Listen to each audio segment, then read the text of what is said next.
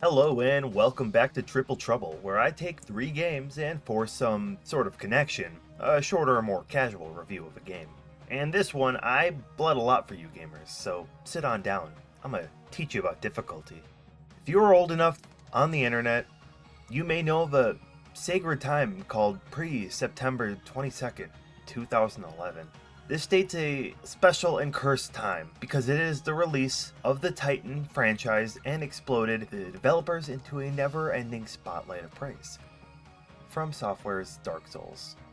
You see, this game became so popular and associated with difficulty that the entire internet forgot any other game containing difficulty and were forced to compare a game with even a modicum of skill to beat, similar to Dark Souls. In seriousness, the Soulsborne games are fantastic, and I believe the original to be one of the most influential games of the 2010s. It became a boogeyman at gaming difficulty, and honestly, with good merit. They are hard, but before that time there existed another phrase. I like to call it NES Difficulty. For Dark Souls, I could beat it after some attempts and memorization.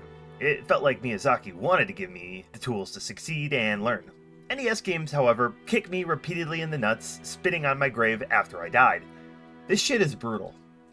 So the topic for me is playing 3 NES games that have notoriety and being difficult. Also, so I could simply play them and I guess say I played more than 30 seconds of each of them. So strap on in, let's begin as I talk about the first game. A classic and beloved game, Punch-Out was released for the NES in 1987. This wasn't the first game, however. See, it was an arcade classic since 1984. Ported to the NES with some minor changes, the first version was quite legendary, called Mike Tyson's Punch-Out, with the normal Punch-Out being released in 1990. So Mike Tyson's Punch-Out was quite legendary, and not just having a huge name on the cover, but the chance to go up and fight the legendary boxer in the actual game. Honestly, if you were a boxing fan in the 80s, this was probably unfathomably huge for somebody like me to even comprehend.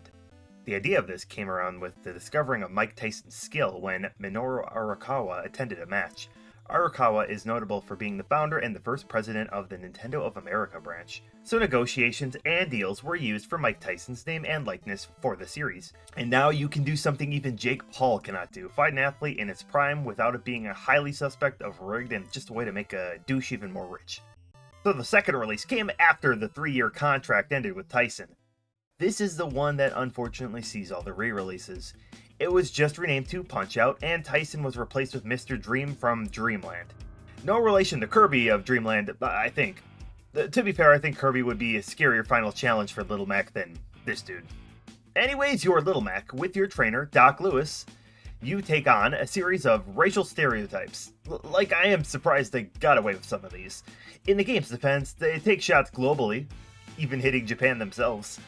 Overall, I think the differences in design are neat for the most part, and the Wii game does a good job at differentiating the characters a bit more than a walking caricature. It does make each character unique with their own style of fighting and super moves, and it makes the game simply fun for that. Little Mac takes place in multiple circuits fighting an array of fighters, with the referee being Mario. Guess it's just a side hustle for him. Little Mac has jabs, uppercuts, and dodges. He has to find openings in the fighters as each gets progressively more sneaky in giving you an opening. Don't run out of stamina and go for the TKO or just a simple KO. You can gain star points to use for a super uppercut, but those chances become very small in the hardest fights. In a sense, it's a game of memory looking for the cues in the body language. I'd love it a lot more if it didn't kick my ass. I could do the first 2 circuits, not too bad, but holy shit, the world circuit is hell, and it was absolutely brutal for me. Bald Bull has a supercharged attack where the timing on hitting him is insanely small, but results in an immediate knockdown. Bald Bull is just one of them in the circuit. The fighters are relentless, and you will get knocked down and out of the circuit if you don't use save states. Finally, after taking out Super Macho Man at the top of the world circuit, you go band for band with Mike Tyson, or Mr. Dream depending on your version. This fight is, luckily, a solo fight. The fight was so hard that I had to say fucking quit. Tyson has a one-hit KO uppercut, and he is so damn hard to even land a single punch on. Good job if you did this, an even better job if you beat him and took him out in the Another World circuit, where you go up against all but 2 of the fighters, sorry, Glass Joe and Von Kaiser, ending with the main man himself. You get 1 shot to do this round of bouts here, so good fucking luck. I can see why it was praised and popular for the time, a Nintendo series I would like to see a return of in more ways. It holds a lot to be explored. Little Mac was such a huge want for so many people, and when he was announced in Smash 4, honestly, I get it. He's a legacy character, and I'm glad that he made it to the fight. Or rather him than Mr. Dream. Video games really love their protagonist named Ryu. Ryo Hayabusa's first adventure happens to probably be my favorite of the three here. Ninja Gaiden, another series regarded highly for its brutal difficulty, especially in the NES era. This, along with Castlevania, led the charge for terrifyingly difficult NES trilogies. This game is an action platformer released in 1988, produced by Tecmo and director Hideo Yoshizawa, notable for this painful trilogy and other series like Klonoa and Mr. Driller. Significantly less painful. A big plus for this game is the cutscenes and how cinematic the game feels. This is one of the first NES games with cutscenes, and cutscenes to this level, really. It really elevates the game a lot above other NES games. An obvious standard now, but hell, this is just so cool to look at. The story feels ripped from the 80s too, a story full of action, suspense, and crazy set pieces. Ryu is initially set to avenge his father, but slowly gets wrapped into a plot where a demon is set to be resurrected by the artist Jamiroquai, or better known as the Jaquio, I guess. Being a ninja, you are placed in both America and the Amazon, fighting army men, onion men, and the scariest of all enemies, these goddamn falcons. Never will you hate flying enemies more. The fast-paced gameplay is super fun. The sub-weapons and power-ups you can obtain are sparse and go away upon death, but things like the spinny slash make you feel like you need to overcome sort of game's obstacles. The NES bullshit hits every now and then, like some of the vertical sections. You are meant to climb a ladder to ascend, but you can jump into the screen transition, and the falling here results in death. That's cool. Didn't want to play the game anyways. This game is hard, no doubt. The enemies are plentiful and relentless, and the biggest issue I hold is the screen respawning enemies way too damn quickly if they are too close to the edge of the screen. This can work to your advantage, and they can glitch out of existence, but the Castlevania-like knockback will send you to your death for the majority of the lives lost. One thing I need to talk about is the music. It slaps. 4-2 being the obvious standout here.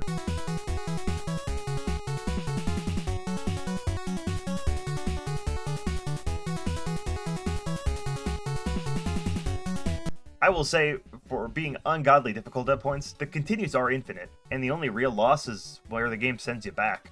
For an NES game, that's uncharacteristically forgiving. Sometimes it's not too bad, until the final boss, where the hardest stretch of the game has you lose all your health and lives for a 3-phase hellish fight. The first phase is your father, surprised he's alive, controlled by the demonic artifacts of the game, yada yada. This phase is manageable and can end rather quickly. Jamiroquai is not super happy though that you released your daddy, and tries to kill you only for your dad to take the hit. The second phase is worst. Jaquio just flies back and forth, slinging these way too accurate fireballs at you. His height makes him the bitch to hit too. If he directly runs into you, you basically lose a quarter of your health. This phase is pretty garbage. If you manage to get to the end, the final fight is not nearly as bad. The demon ends up getting summoned, so Ryu takes it out. Really not much to say here. But the game ends with more cutscenes, Ryu just asking the female companion he has been with the whole game her name, and after making out with her. Priorities, Ryu. Priorities. Either way, these two sequels are just as, if not harder, fucking mint. The 3D games are also notoriously difficult as well. I haven't had much history with these games, but I do want to try out some of the other adventures. Hell, cool timing, but in between me recording footage and writing the script, the Game Awards dropped the new 2D Ninja Gaiden game, so now seems like a good enough time as any. Well, I seem I love to talk about Capcom. Either that or I cannot escape their large field of games. More on that very, very soon. Similar to the likes of Punch-Out!, Ghosts and Goblins started as an arcade series where the game was ported to the home console soon after. Released on NES in 1986, it became a critical and commercial success. It has gained the title of a standout NES game and a standout brutally difficult NES game to boot. And if I'm being honest, by far my least favorite game here, but let's get into it first. The director for this game was Tokuro Fujiwara, who not only helped with this series, but with other notable series for the NES and SNES like Bionic Commando, Mega Man, and the first two Breath of Fire games. As stated, it is a Capcom franchise, and has many re-releases and sequels. The concept is very basic. You are a valiant knight Arthur, raising up the local princess Prin in the cemetery. Astaroth, the demon, does not like this, and probably just is simply offended that you're doing this, so he sends his boy Satan to kidnap her. Arthur dons his armor and sets to traverse the 6 levels in order to save Princess Prin. The action style is very run and gun, except with Arthur throwing medieval weapons. You have the lance and can get a knife, axe, shield, and shit-ass fireball. The knife is my favorite, as I believe it to be sent out the highest rate of fire. Arthur fights off, get this, ghosts and goblins. Well, among other classic monsters, to fight the army of hell. Levels are not too long, but the kicker is that this game gives you 2 hit points to work with. The first hit strips Arthur of his armor, and the second, well, he loses all of his skin. You can technically regain your armor, but don't bet on it. The drops are very few and far between. I think I found like only once or twice throughout my entire playthrough. Anyways, in addition to the onslaught of enemies is a timer. Not incredibly scary in the first few levels, but just you wait. The real kicker in the difficulty here has similarities to Ninja Gaiden, but the atrocities are so much worse. Enemies spawn non-stop sometimes and also can appear out of nowhere. The spawns are definitely placed to be as intently douchey as possible. The enemies usually zip around so much, making them hard to hit. The worst aggressor by far is these red demons known as Firebrand or the Red Armor. These bastards are impossible to hit, have super tracking, and are in basically every level. I hate these guys with a passion. The first one is midway through the first level and is basically the run ender for most.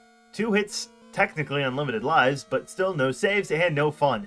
The other enemies are usually manageable in a vacuum. The stage ends after the defeat of a boss and grabbing the key. One nice thing is that the enemies usually stay dead at the end of a stage. This can be helpful if not for that nasty little timer. In the last main level, which is by far the worst, it is completely vertical, climbing ladder after ladder. And there is all the bosses you fought previously here scattered throughout. There's also a dozen or so firebrands that will trigger usually when trying to dodge other enemies, as well as these troll dude who dump purple shits on you. They puppy guard the top of basically every ladder, making them very hard to get out unscathed. With the bosses and the timer and remembering you have 2 hits, this level is straight ass. It's terrible. The end of each level ends up with you fighting 2 Satans. Dog, I don't really know how this works. Yeah, 2 of them I guess now. And then you go toe to toe with Astaroth himself. One shitty thing to note is that you need the shield to kill Astaroth, or else you will repeat back to level 5. This shield doesn't do the best damage, but worse off, the shield has a horrendously short range. Having it for the entirety of the last level is about as lovely as dragging your balls over broken glass. The final fight is not awful when you get to him, nowhere near as bad as Musical Sensations Jamiroquai, but when it kills, the worst thing happens. You restart anyways. This room is an illusion and a trap to visit by Satan. Go ahead dauntlessly, make rapid progress. Fuck you. You repeat the game at a harder difficulty, skipping the rest of the game because I don't need to explain how this game works anymore, and if you can make it back to Astaroth without pulling out your hair, good job. Anyways, you do the entire game again, because why the hell not? Once you do it the same time again, something definition of insanity, you beat Astaroth again. And is it worth it? Congratulations. This story is happy end. Thank you. Being the wise and courageous knight that you are, you feel strength welling in your body. Return to starting point. Challenge again. No. No, it's not worth it. The gall the game has just to say, hey, do the game again, as if we didn't make you do it twice already. I'd actually be fine if I did not play this game ever again. The other 2 games give me something. This one just gives me a fucking headache. Anyways, in summary, NES games are hard. Yeah, I'm sure. I could continue to do a part 2, 3, 4, and so on with how many NES difficult games there are. But regardless, that was Triple Trouble. Let me know if you want any other NES games to see me cover, or just have a general theme suggestion. Peace out, have a good one.